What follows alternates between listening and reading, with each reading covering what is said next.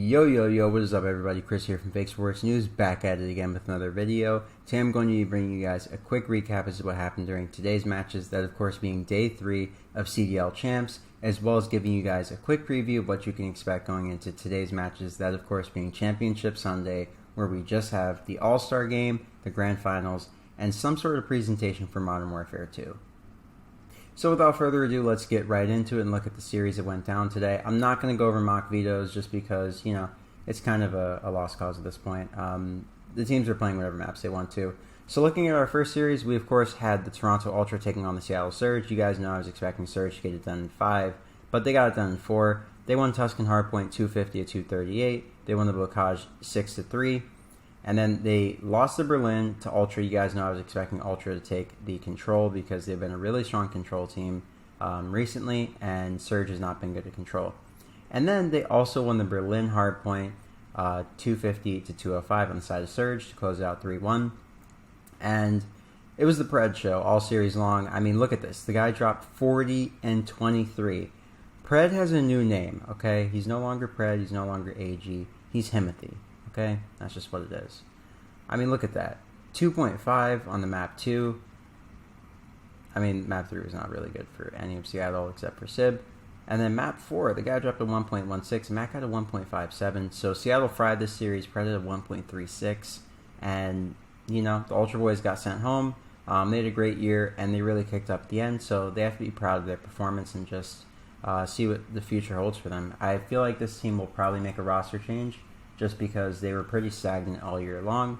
But it was a good showing for them. They put up a valiant effort to end their season, and they finished in 5th through 6th. Looking at our next series, we of course had Optic Texas taking on the Subliners. You guys know I was expecting Subliners to get it done in 5, and get it done in 5 they did not. Illy went absolutely ballistic. He had a 1.34. He really rebounded from yesterday's series where he dropped the ball.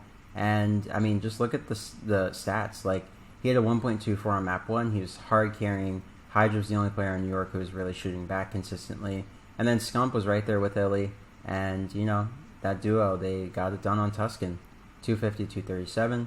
And then they went to game 2, S&D on Berlin? Maybe it was Berlin. I don't know. Yeah, and Optic got it done 6-2. I'm pretty sure it was Berlin. Yeah, I'm quite sure it was. So Optic got it done 6-2 here. They looked very comfortable in the S&D. Dashy had a 4KD, he was 8-2. Shotty had a 3, he was 9-3. And everybody else looked good. Looking at our map 3, Gav Control. Optic took this very convincingly. It was a 3-1, and there was never a doubt. From the beginning, they were just in the blender on the New York Subliners side. Hydra just had a really bad map, and so did Crim. And, that was the end for them. So the Subliners went home 5th through 6th, and Optic, they just fried going into their next series, of course, with Seattle Surge in a second. In our next series, we of course had the LA Thieves taking on my boys ATL Faze. You guys know I thought this would be a grand final, so I didn't really think that the winners final mattered that much. I figured that whoever lost this would get back to the other team. And looking at the series, Celium was the only player on Faze to go positive, and Kenny was the only player on LA Thieves to go positive. So, I mean, that's very telling, right? Like, Celium is Himothy, and Kenny is Himothy. So it's the battle of the Himothies, and Kenny came out on top here. So looking at map 1, it was Tuscan Hardpoint. Faze won this 250 to 209. It was a great showing from them. And then in the Tuscan S&D, the Thieves were able to get it back. They were able to tie up series 1-1, winning it 6-4. Everybody had really strong performances in the map 1, especially Celium and Abizi. The map 2 was really the Draza and Envoy show. They really went off, and that's what got them the win. But Celium and Simp really tried their hardest to bring it back. They just couldn't. It was too little too late. And then the Berlin Control, they just got flatlined. Faze straight up got flatlined. Abizi and Sol were the only two that were really shooting back consistently. And then Kenny and Draza were the hard carries for Thieves. So it was just a great showing for Thieves. They applied a lot of pressure. That was why they were able to win that Berlin Control so decisively. The game 4 hardpoint on Berlin, we're not going to talk about it, okay? Look at Kenny's stats, look at Octane's stats, and look at Faze's stats. Celium is the only one going positive once again. I mean, it's just rough. Looking at our next series, we of course had the Seattle Surge taking on Optic Texas. I don't know why my lighting got messed up, but anyways, back to the matter at hand. The Seattle Surge looked really good in their series against Optic Texas. You guys know I was expecting the New York Subliners to send Optic Texas home, but the Seattle Surge were the ones to get it done. So they got it done in 3-1 fashion. They won the Tuscan Hardpoint 250-140. Absolutely blew them out. Dashy was the only player on Optic who did even remotely okay. Shotzzy had a .48. Shotzzy just had a really bad champs, if we're being honest. He really struggled this event. And everybody else on Optic played well at different times, but it was really Shotzzy who hard costed, if I'm being honest. He just couldn't get anything going. And on the side of Seattle, everybody was just frying. Sib had a 1.5, Pred had a 1.1, actually at 1.47. At some point he pulled out a sub, and he was just frying. So if accuracy's pulling out a sub, you know you're in trouble. And Mac had a 1.1 as well. Great showing from the Surge on map 1. Optic rebounded map 2, and they looked great. Illy dropped a 3.33. He went 10-3. It was crazy. He took over that map, and he became Himothy for that map. Dashy supported him with a 1.5, and everybody on Surge just got tucked. And then in the Tuscan Control, Surge iced up big time behind an insane 1v2 from Pred. Last good stop. That's Pred. Does his work. Oh, Scump is able to come away with 2. No more respawns left for Seattle. And as long as somebody stays on the objective, that can be exactly what you need. A few players still roaming around. Shotzzy, the only player in the point. He gets taken down as well. 2v2, 5 seconds. You have to get on a point if you're Optic. You got to slide on in. Dashy with the stun. Scump, the perfect timing. The perfect timing. One last player. It's all going to be under Pred. A 1v2. Oh, they light up. They light up for Pred. You have got to be kidding me. At the end, in the round 5, it was the craziest thing I had seen. I was in call with a few friends, and one of my friends was an Optic fan. Not a good vibe for him. And then on the Optic side, Dashy had a 1.46. Oh my god. I'm seeing this for the first time. This is my raw reaction like yesterday. Wow. I didn't realize that he was frying like that. Okay, Dashy might have been Himothy on this map, but Pred got the last laugh, as you guys can see here. Pred go burr, right? I mean, am I right? No, but all jokes aside, Pred was frying all day. As you guys can see from the stats he was having. And then in the Hardpoint Berlin, Surge was able to close it out. 1.38 from Pred, 1.27 from Sib. The rookies went nuts today. They definitely earned their keep, and they showed that they are players with championship mettle. So, Stage 3 wasn't a fluke. The Surge are the real deal. I mean, they showed it today. Illy did really well for the Optic Texas side. As you guys can see in the stats, he had a 1.09. Dashy had a 1.32.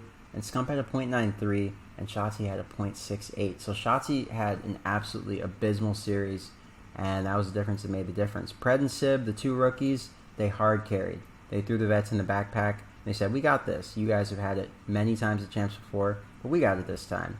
And, you know, they got the job done. They sent Optic Texas home, and they did it in a dominant fashion with that 250 to 220 on Berlin. Crazy way to end the series. Crazy way to end the season for Optic Texas. I mean, Mac at the end, I think he got 3 in train station. It was crazy. So enough about that. Let's get on to our our losers finals, where we saw Atlanta Faze take on the Seattle Surge. You guys know I was gassed the frick up, okay? I was super gassed up. This series was absolutely insane. Of course, Surge came out hot in the map 1. They won the Bocage 250 to 150, and this is one of Faze's strongest maps. Going into this, they were 14-6, or 14-5. Now 14-6. So I was expecting Faze to win this one pretty convincingly, but look at the stats that they had on the Seattle Surge side. Pred had a 1.28. Actually had 1.52. Sib had a 1.45, and Mac had a 0.9. But everybody on Faze did badly. Cell had a 0.72, Simp had a 0.71, Abizi had a 0.63, and RC's had a 1.17. But they still got it done somehow. In the game 2 S&D, this is where things really reset in my mind, and where Faze just said, hold up there, bucko. You're not valid. RC's had a 2.5. He went ballistic. Cell had a 4.5 KD. Yes, 9-2. Simp had a 3.5, 7-2. They just went absolutely ballistic in this second map. They won 6-1, and they chained that going into the Tuscan Control, where they clutched up in the round 5. They won back-to-back offenses, And then they also were down 0-2, so they brought it back all the way to win 3-2. They won a defense, offense, and then a round 5 offense. It was insane. I was so through. I knew the series was done right there. I was like, Seattle's chalked. Selling dropped a 1.74. He got a glide bomb. Abizi got a glide bomb at the end with a 1.23. And then Simp and Arcee's both had 0.97. So everybody showed up for Faze in this map 3. And then they chained that going into the map 4 on Tuscan. Cell had a 2 KD. He went 32 and 16. He wanted to send Seattle home so bad. Arcee's had a 1.16. Simp had a 1.16. And Abizi had a 0.9. So this was a really great showing from the Atlanta Faze side, especially going into tomorrow's Grand Final. This is really the last bit of practice that they will get going into tomorrow's Grand Final. All the other teams are done with Vanguard, so no one's going to be giving them scrims or warm-ups before going into their series against LA Thieves. So it was really good for them to get this losers final match under their belt, where they got some practice on some of their better maps and some of their weaker maps. As you guys can see, actually, no, all these are pretty much their strongest maps. Tuscan S&D is one that they're not really the greatest at, though, so it's good that they got a little practice there before they play Thieves. Also good that they lost on Bocage so they can see what they did wrong and be better tomorrow against Thieves. They will have to play it against them, unless that's the one thing that Thieves banned, which is leading me into the next point that I wanted to make, talking about our Grand Finals tomorrow. It's a best of 9, so it's a fresh start for both teams. There is no second best of 5 reset coming. It's a best of 9. So if Faze win 5-3, then that's it. There's no second series. It's just one series, one and done. That's it. So I think tomorrow, realistically, the LA Thieves, they do have one ban. Crazy, right? In a best of 9, you get exactly one ban for all map and mode combos. I'm thinking that the Thieves use that one ban on their least favorite map, Bocage Hardpoint. They have banned it 29 times this year. I'm not joking. 29 times. It has been their worst hardpoint, I guess, in terms of their comfort and just how they like to play. They've picked it once and they've banned it 29 times. So if I had to guess, if I was really going to place a bet on it, I would say Seattle bans Bocage Hardpoint. Seattle. LA Thieves ban Bocage Hardpoint and everything else makes it through. In which case, I would say that just based on the championship medal, I'm still going to back my boys on Faze. I know realistically, this is LA Thieves' tournament to win. They've looked absolutely lights out. They beat Faze 3-1. They beat Optic 3-1. Or 3-0, I'm sorry. And then they also beat the Boston Breach in Game 5. But I think that tomorrow, Faze will win it. I don't know why I get that feeling, but I feel like this team, they've won champs twice. Arcee's, Cell, and Simp and Abizi, they won last year together. And then Arcee's, Simp, and Abizi have won 2 rings together. They won in Black Ops 4 on E United, and they also won together last year along with Celium, getting him his first ring. So I think with that championship medal and just the lack of championship experience on the side of the LA Thieves, of course, for Envoy and Draza, I think it will make somewhat of a difference tomorrow, and I think that the Atlanta Faze will likely take the championship. I don't see a reality where those guys get to the championship match and don't finish. I think that this will be the one grand final that they win. I think that likely they've had their eyes on this grand final and they said, it's Vanguard. Every other grand final doesn't really matter. The one that matters is the one that people remember, which is champs. It's really hard for people to remember who won Major 5 last year. Need a second? Minnesota Rokkr. They won it. The Minnesota Miracle. People forget about the Minnesota Miracle until you mention it. It's not like people are like, oh yeah, your team didn't win Major 4 last year. Who cares? The only thing that matters is champs. On the other side, if LA Thieves win, I would be genuinely happy for them. They definitely deserve it. This team has been through so much this year. Everybody's told them to blow it up, drop Kenny, drop Draws, drop Envoy, drop Octane. But you know what? They stuck. They stayed true. They stayed down. And here they are in the Champs Grand Finals. It's so fitting, so well deserved. No matter who wins, I'm going to be happy. We're going to get a great Grand Finals. This is the best matchup that we could have had this weekend. These are the 2 hottest teams that we've seen this weekend. And I am so excited for the Grand Finals tomorrow. I hope you guys enjoy it. I hope you enjoy all the COD. I hope you enjoy this new angle. I use a different software to record this video. So I hope you guys like this little bubble thing. And you can actually see the room that I'm in. So yeah, hope you guys enjoy all the COD tomorrow. Well, tomorrow my time, today your time. Hope you have a great morning, noon, or night wherever you may be on this beautiful planet while you're watching this video. And once again, this is Chris from Fake Sports News, and I'm signing off tonight, like I said before, and I'll catch you guys on my season recap video, and I'll catch you guys in the off-season for my documentary-style content. So yeah, hope you guys enjoy all the COD today, and phase up, baby, phase up, phase up. Hope we win it. And yeah, if you're an LA Thieves fan, I wish you the best of luck, and may the best team win. So shout out to Xenon, shout out to all my LA Thieves homies, and yeah, that'll just about wrap it up for me. Once again, I will catch you guys in the next video. Peace out.